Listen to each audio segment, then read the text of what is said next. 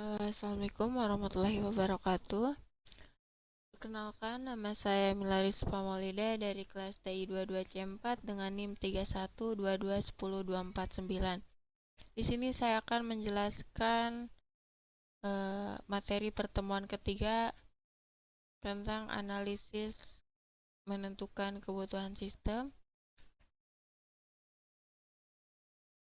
Pengertian penentuan kebutuhan sistem. Penentuan kebutuhan sistem informasi merupakan proses penting dalam pengembangan sistem informasi yang bertujuan memastikan bahwa solusi yang dihasilkan sesuai dengan kebutuhan bisnis, memenuhi harapan pengguna, dan berfungsi secara efektif.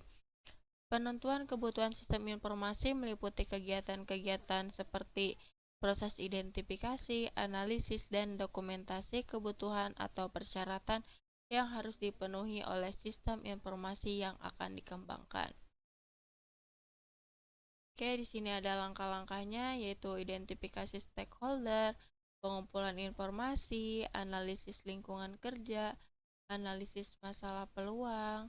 Yang kelima itu adalah penentuan kebutuhan fungsional, keenam penentuan kebutuhan non-fungsional, yang ketujuh adalah validasi dan verifikasi kebutuhan, kedelapan yaitu dokumentasi kebutuhan, 9 kesepakatan dan persetujuan, 10 manajemen perubahan.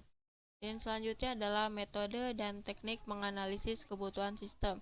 Yang pertama itu ada wawancara, yang kedua observasi, ketiga studi dokumen, keempat analisis kuesioner, selanjutnya analisis kasus pengguna, ada teknik etnografi, analisis gap, diskusi kelompok, studi kasus, benchmarking, workshop, teknik kreativitas, dan prototyping.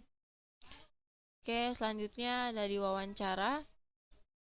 Wawancara adalah metode yang melibatkan interaksi langsung antara analisis sistem dan pemangku kepentingan yang relevan untuk mendapatkan informasi tentang kebutuhan sistem informasi.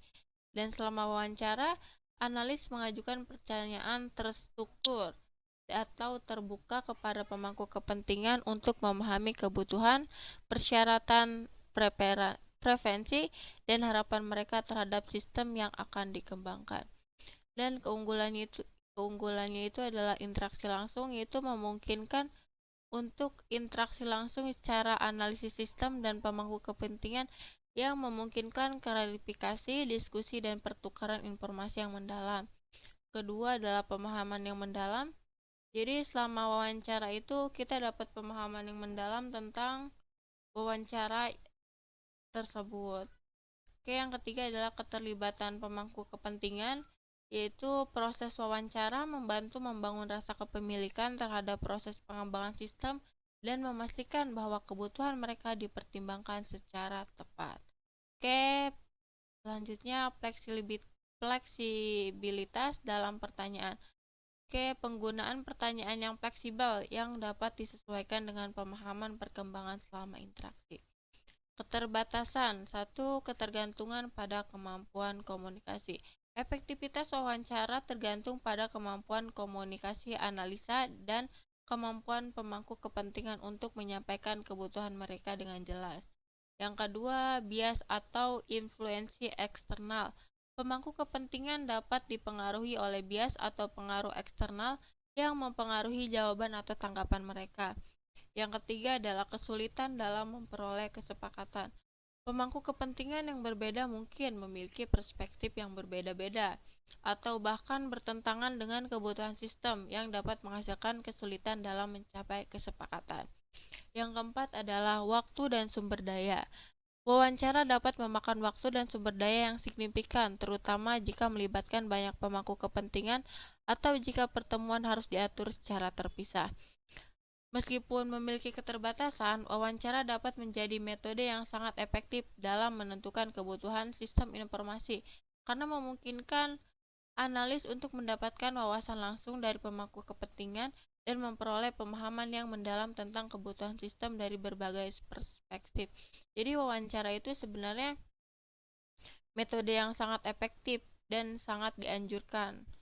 Karena tanpa adanya wawancara, informasi yang kita dapat itu belum tentu benar atau tidaknya gitu.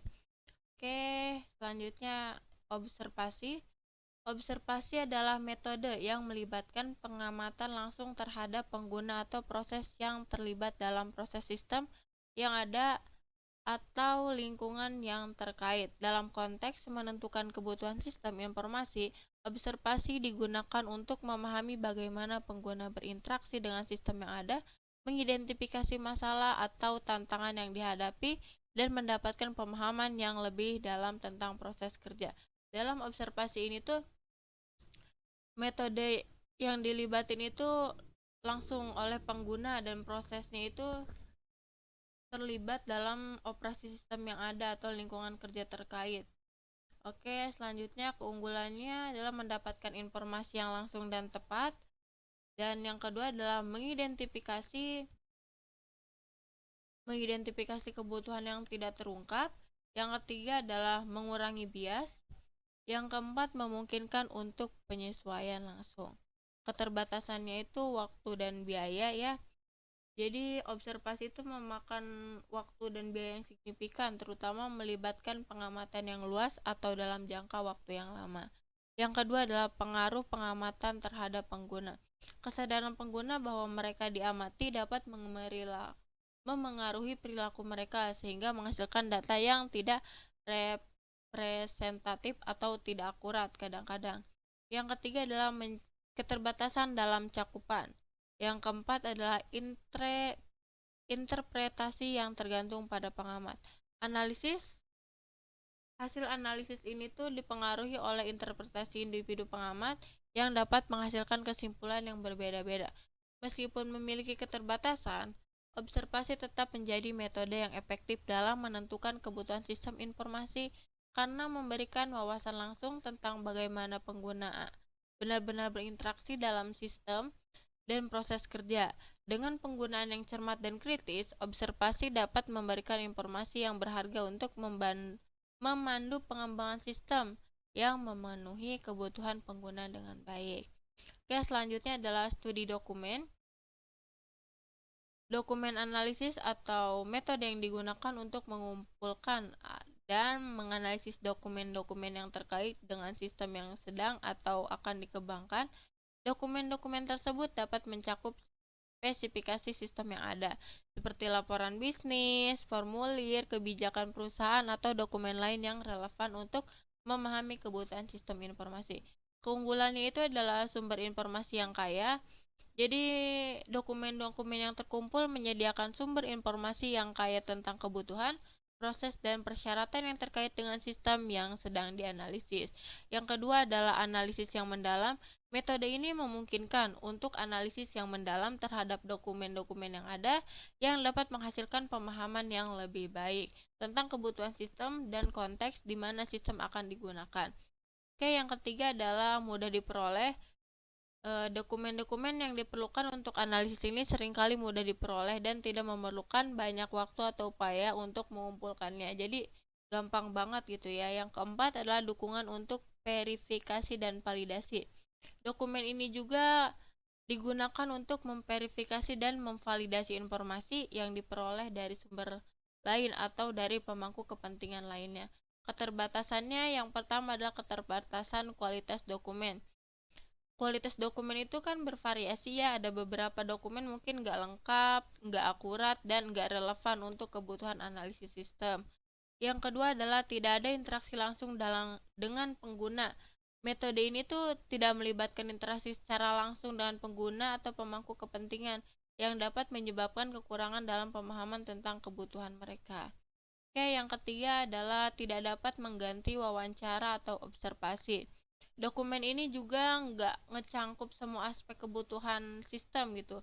Dan metode ini tuh tidak dapat menggantikan wawancara atau observasi dalam beberapa situasi. Oke, yang keempat adalah kesulitan dalam interpretasi. Analisis dokumen dapat melibatkan kesulitan dalam interpretasi atau penafsiran dokumen yang kompleks atau ambigu. Oke, meskipun memiliki keterbatasan dokumen, analisis tetap menjadi metode yang berharga dalam menentukan kebutuhan sistem informasi karena dapat menyediakan wawasan yang kaya tentang kebutuhan sistem dari dokumen-dokumen yang ada. Dengan pendekatan yang cermat dan kritis, dokumen dapat menjadi sumber informasi yang penting dalam proses analisis kebutuhan sistem informasi. Oke, selanjutnya adalah analisis kuesioner. Analisis kuesioner adalah metode yang melibatkan pengguna kuesioner atau survei yang didistribusikan kepada pemangku kepentingan untuk mengumpulkan data tentang kebutuhan, preferensi, dan persyaratan mereka terkait dengan sistem informasi yang akan dikembangkan. Kuesioner ini biasanya berisi serangkaian pertanyaan tertulis yang dirancang untuk mendapatkan informasi yang dibutuhkan untuk menentukan kebutuhan sistem. Keunggulannya itu adalah efisiensi pengumpulan data. Jadi si analisis kuesioner ini tuh memungkinkan untuk pengumpulan data dan efisien dari sejumlah besar responden dalam waktu yang relatif singkat. Yang kedua adalah konsistensi dalam pertanyaan. Yang ketiga adalah anonimitas. Yang keempat skala penilaian. Dan selanjutnya adalah keterbatasan. Yang pertama adalah kesulitan dalam menginterpretasi jawaban. Jadi jawaban dalam kuesioner terkadang dapat menjadi ambigu atau sulit untuk diinterpretasikan tanpa konteks tambahan. Yang kedua adalah kesulitan dalam mendapatkan informasi yang mendalam. Yang ketiga adalah memungkinkan bias dalam pertanyaan. Yang keempat, respon rate rendah. Oke, selanjutnya adalah analisis kasus pengguna. Analisis kasus pengguna adalah metode yang digunakan dalam rekayasa perangkat lunak untuk mengidentifikasi, menggambarkan, dan menganalisis skenario atau situasi penggunaan yang berbeda yang terkait dengan sistem yang akan dikembangkan. Ini melibatkan identifikasi aktor atau pengguna atau sistem lain yang berinteraksi dengan sistem yang dikembangkan, dan kasus pengguna, situasi atau skenario interaksi antara aktor dan sistem. Keunggulannya itu adalah pemahaman yang mendalam tentang interaksi pengguna. Kedua adalah fokus pada fungsional utama. Yang ketiga adalah ketepatan dalam menentukan persyaratan. Yang keempat adalah komunikasi dan efektif dengan pemangku kepentingan. Keterbatasan itu adalah kesulitan dalam mengatasi perubahan dan kesulitan dalam mengidentifikasi kasus pengguna yang relevan, pemahaman yang terbatas tentang konteks bisnis. Oke, selanjutnya tentang teknik etnografi, yaitu adalah penelitian kualitatif yang melibatkan pengamatan dan studi mendalam tentang kehidupan sehari-hari seperti perilaku dan budaya sebuah kelompok atau komunitas. Oke, dalam konteks ini tuh menentukan kebutuhan sistem informasi. Etnografi melibatkan pengamatan langsung terhadap pengguna atau pemangku kepentingan dalam lingkungan kerja mereka untuk memahami bagaimana mereka berinteraksi dengan sistem yang ada dan mengidentifikasi kebutuhan mereka dengan lebih baik. Keunggulannya itu adalah pemahaman yang mendalam tentang konteks pengguna, pengamatan langsung terhadap perilaku pengguna, mengidentifikasi masalah yang tidak terduga, memfasilitasi desain berbasis pengguna, dan keterbatasannya itu adalah waktu dan biaya, keterbatasan dalam generalisasi, ketergantungan pada pengamatan subjek, kesulitan dalam mengenangani data yang kompleks. Oke, selanjutnya adalah analisis gap. Metode ini tuh yang digunakan untuk membandingkan keadaan aktual dengan keadaan yang diinginkan untuk mengidentifikasi kesenjangan atau gaps antara keduanya dalam konteks menentukan kebutuhan sistem informasi. Gap analisis membantu dalam mengidentifikasi perbedaan antara apa yang sistem ini mampu lakukan dan apa yang harusnya dilakukan untuk memenuhi kebutuhan pengguna atau tujuan organisasi. Keunggulannya itu adalah mengidentifikasi kebutuhan yang tidak dapat dipengaruhi. Kedua adalah fokus pada pemecahan masalah, mengarahkan prioritas dasar untuk perencanaan strategis. Di sini ada keterbatasannya, itu tergantung pada data yang tersedia, subjektivitas dalam penilaian, kesulitan dalam mengukur intangible, keterbatasan dalam menguji solusi. Ya, selanjutnya adalah diskusi kelompok. Diskusi kelompok atau yang disebut sebagai focus group adalah metode yang melibatkan pertemuan kelompok kecil dari pemangku kepentingan yang relevan untuk mendiskusikan topik tertentu terkait dengan kebutuhan sistem informasi. Diskusi kelompok biasanya dipandu oleh seorang moderator yang bertanggung jawab untuk memfasilitasi diskusi dan menjaga agar topik tetap berfokus. Keunggulannya itu adalah pemahaman yang mendalam, dapat perspektif yang beragam, interaksi antara pemangku kepentingan, stimulasi ide dan diskusi, efisiensi dalam pengumpulan data, dan keterbatasannya adalah dominasi partisipasipan. Kedua adalah kesulitan pengendalian diskusi, ketiga pengaruh sosial, keempat kesulitan dalam mendapatkan persetujuan. Meskipun memiliki keterbatasan, diskusi kelompok tetap menjadi metode yang efektif dalam menentukan kebutuhan sistem informasi karena memungkinkan untuk pengumpulan data yang komprehensif dari berbagai perspektif pemangku kepentingan dalam satu sesi. Oke, selanjutnya adalah studi kasus. Metode penelitian yang mendalam yang menginvestigasi satu kasus atau beberapa kasus secara detail dan konteks nyata. Dalam konteks menentukan kebutuhan sistem informasi, studi kasus melibatkan pengumpulan data dari implementasi sistem informasi sebelumnya atau proyek serupa untuk memahami bagaimana kebutuhan sistem dikelola di solusi yang diadopsi dan dampaknya organisasi tersebut. Keunggulannya itu wawasan dari pengalaman nyata, identifikasi praktik terbaik, analisis kualitas, validasi solusi potensial, dan keterbatasannya itu adalah generalisasi terbatas, keterbatasan data, bias seleksi kasus, kesulitan dalam reproduksi. Oke, selanjutnya adalah benchmarking. Benchmarking adalah metode yang melibatkan perbandingan kinerja, proses, atau praktik organisasi dengan organisasi lain yang dianggap sebagai pemimpin dalam industri atau bidang tertentu. Dalam konteks menentukan kebutuhan sistem informasi, benchmarking digunakan untuk membandingkan sistem informasi yang sedang atau akan dikembangkan dengan sistem yang sudah ada atau diimplementasikan oleh organisasi lain. Keunggulannya itu adalah mempelajari praktik terbaik, identifikasi kesempatan perbaikan, stimulasi inovasi, pengambilan keputusan yang terinformasi, dan keterbatasannya itu adalah keterbatasan akses data, perbedaan konteks organisasi, kesulitan dalam validasi data, dan pengaruh kondisi eksternal. Selanjutnya adalah workshop. Workshop adalah forum kolaboratif di mana berbagai pemangku kepentingan dan anggota tim proyek berkumpul untuk berdiskusi, berbagi informasi, dan menghasilkan ide terkait dengan kebutuhan sistem informasi.